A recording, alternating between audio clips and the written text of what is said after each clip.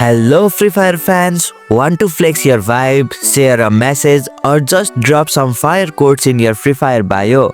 In this video, I'll show you how to add bio in Free Fire. So without any delay, let's start the video.